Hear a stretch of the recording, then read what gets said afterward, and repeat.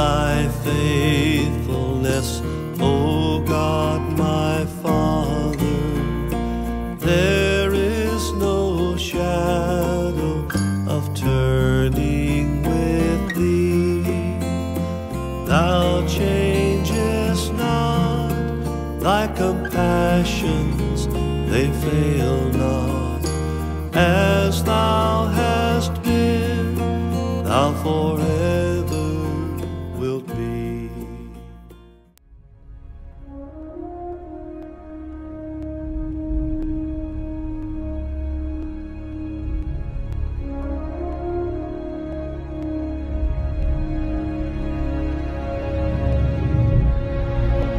I first got a draft notice at the middle of my junior year in high school.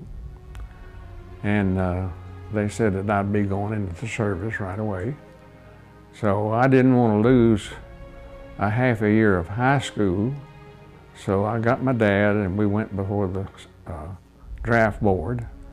And I told them what I wanted to do, and that when I come back, if I did come back, I would finish my senior year in high school. But 3 days after school was out, I had my notice that I'd be going into the Army in 3 days. So I was trained in Fort Knox, Kentucky, and from there I was shipped to Camp Bowie, Texas, where the 13th Armored Division was training, and that was a division that was formed in California, and they were in that camp there in the Camp Bowie training for duty overseas. And that's eventually where we went, but that's where I was assigned to.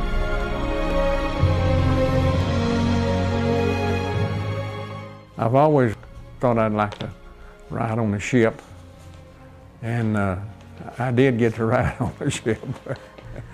But we got on this ship and took off for Europe. And it was smooth sailing for about halfway across the Atlantic. Halfway across the Atlantic, we ran into a fierce storm. And the ship was well loaded and I wasn't afraid of what was happening to it, but the ship got in that storm, and that storm pushed us around and made the ship go, made the bow of the ship go under the waves, and then it would raise up and bring water back all across the deck. Now, the men weren't on the deck, then that water just fell off the deck and back into the water again, but that lasted for about a day.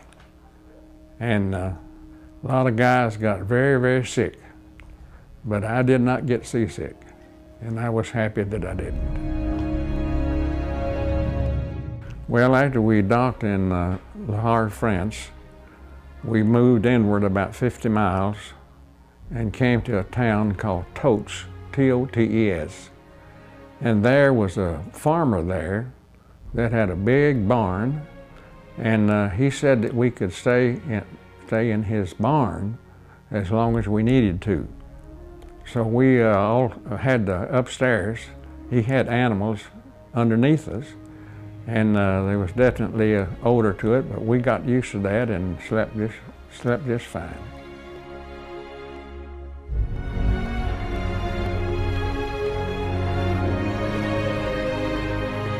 We left the farmer's barn loft. We were moving towards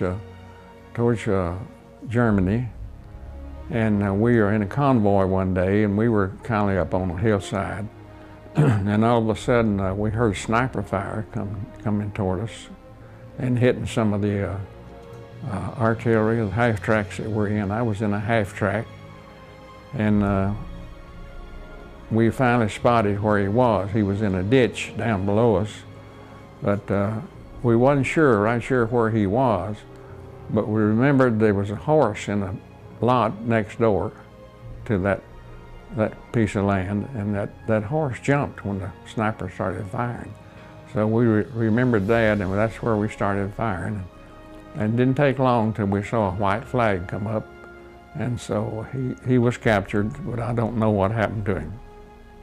And another time was we were going further and was in Germany at this time, and we were in a mountainous area, and I was on the back of a tank, and there was a tank in front of us that had soldiers on it. And the bad thing about that was that the engine made such roaring noise that you couldn't hear fire if it was coming toward you.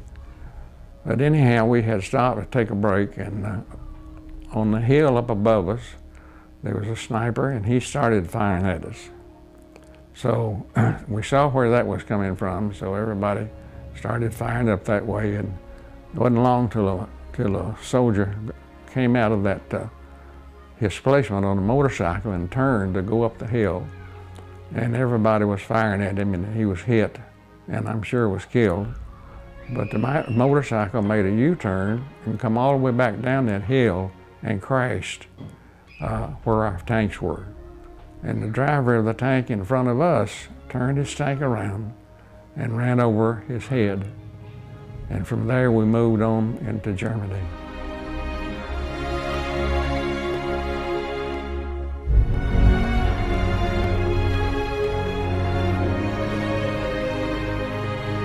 Well, we reached Seaburg. It was a town that was being bombed by our artillery, and we could look up and see the projectiles going across.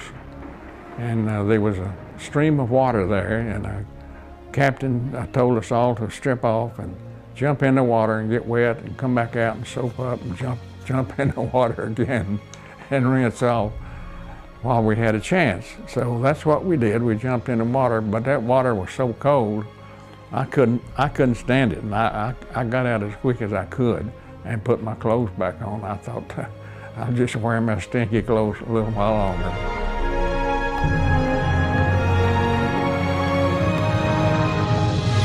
Our unit was had stopped for a break, and we were all in half tracks. And a half track, in case you don't know what that is like a truck. It has two front wheels on it like a truck, but the rear part of it has tracks on each side like a tank has. And the bed of it would hold a number of soldiers easily. So we were a bunch of soldiers in the half track that I was in, and all of a sudden we could hear the screaming sound of 88 projectile coming in, and the projectile did hit right in the center of the camp where we were, and it raised the rear of that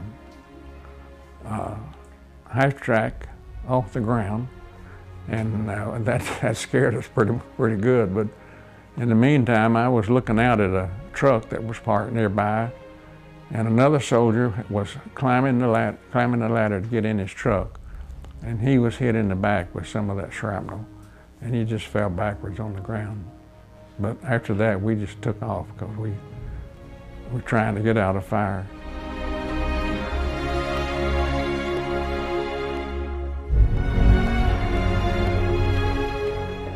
Another time we had a dud come in was we were in this small town, and the commander called myself and a buddy to go down a certain street to see if we could find any enemies, or see what we could find.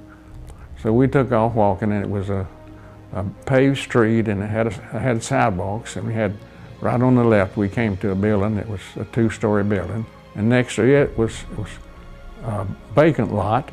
And then next to it was another 2-story building. Well, that 88 projectile come in and hit the building in front of us and did not explode, but it went into the building and then rolled out two concrete steps on the sidewalk in front of us. And my buddy reached down and touched it, and he says, "That thing is hot." So we took off running as fast as we could. And when we got to safety, we looked back around, and it never did go off. And it was a dud, I'm sure. And I've read stories after that about how the German army had slave labor, and the German soldiers like to take breaks. So when they'd take a break, these people fixing those artillery, they would fix it so the projectile wouldn't explode when it hit. And they found a lot of duds around us, so they did their part in the war.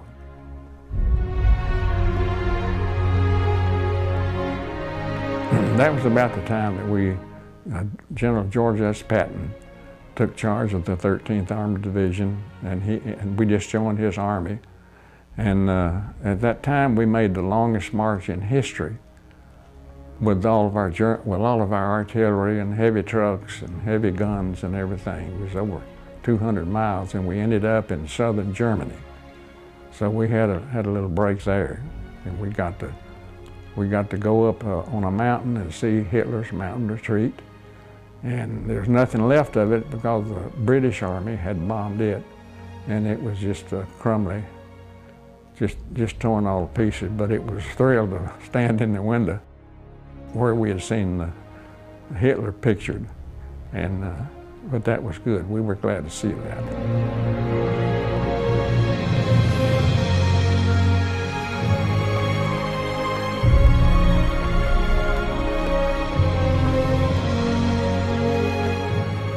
After they announced the war was over in Europe, we were real happy. We thought maybe we would get to go home, and word came down that we were scheduled to go direct to the Pacific from the Atlantic and be a part of the invasion of Japan. And at that time, the 13th Armored Division was supposed to be one of the spearhead groups to land in southern Japan. And we were afraid to do that, and we were really scared then. But about a week later, another message came through that we had been decided that we would get a furlough through the United States, and we did. I got a 30-day furlough through the United States, and that's when the 2 atomic bombs were dropped on Japan. Of course, that ended that threat. And we were happy campers.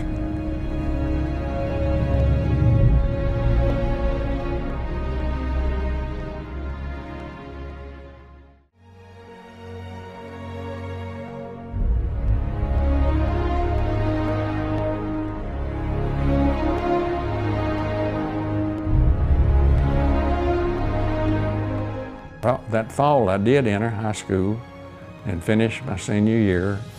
And my girlfriend and I were nominated and elected to be king and queen of the campus that year. So that was kind of a reward for us.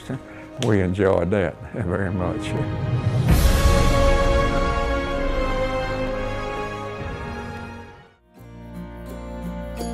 Great is thy faithfulness, great is thy faithfulness. Morning by morning, new mercies I see. All I have needed, thy hand hath provided.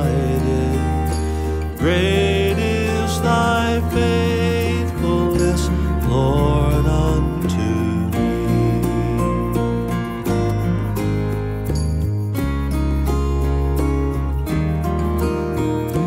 Pardon for sin and a peace that endureth, thine own dear presence to cheer and to guide, strength for today and bright hope for tomorrow, blessings all mine with 10,000 beside.